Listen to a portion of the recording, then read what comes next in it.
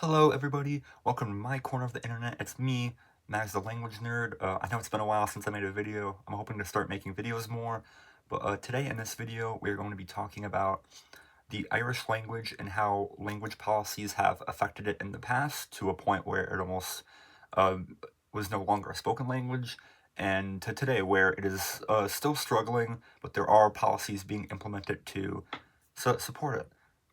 So I am interested in the language because I'm an Irish American, and I, just have grown up around a lot of Irish culture, and so I've been interested in the language for quite a bit.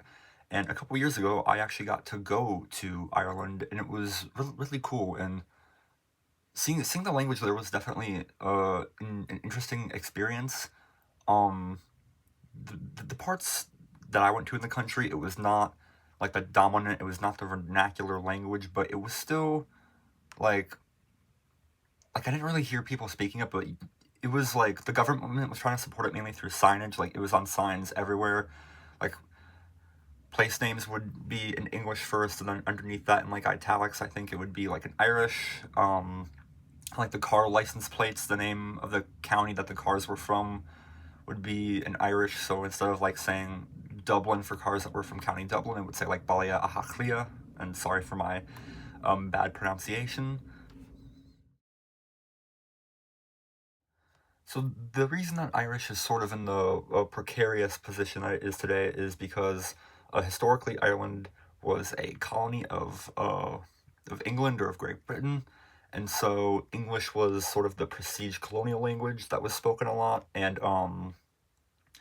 when England started like creating non-denominational schools on the island so that both Irish Catholics and English Protestants could go to school together, the language that was mainly spoken at these schools was Irish. So, younger generations started speaking English and moving away from Irish a lot more. And this problem of the younger generation starting to slowly sort of move away from Irish was sort of made a lot worse by the famine.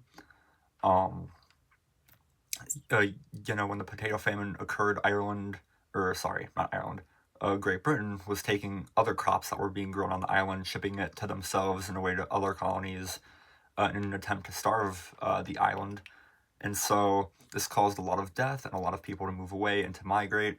And so this sort of further caused a snowball effect where the language just was rapidly being lost. And then in the early 1800s, this is when you started to see some like sort of revival um, efforts. There were people who were concerned about the language going out of use, and so they started, trying to get people interested in the language and for national like government policies and protections. One of the biggest things that actually got people interested in the language again was the Gaelic League or the Gaelic League, which was a league where people could play like Gaelic sports like Gaelic football and hurling and stuff. And the association or the league would use a lot of like Irish language along with these games, so that sort of helped people get interested in the language again. And so today a lot of and so today in a lot of schools, like kids will like learn Irish like as a language, but unfortunately like outside of like the school system, it just like it unfortunately doesn't really have like, I don't want to say value because all languages are valuable, but like societally or economically it doesn't have that much value. It's not very economic. Like speaking Irish doesn't get you really any economical gain, but speaking English certainly does. And one example where we can see this is in the tourist town of Dingle. Dingle is located in a Gaeltacht, so Irish is the predominant language spoken there.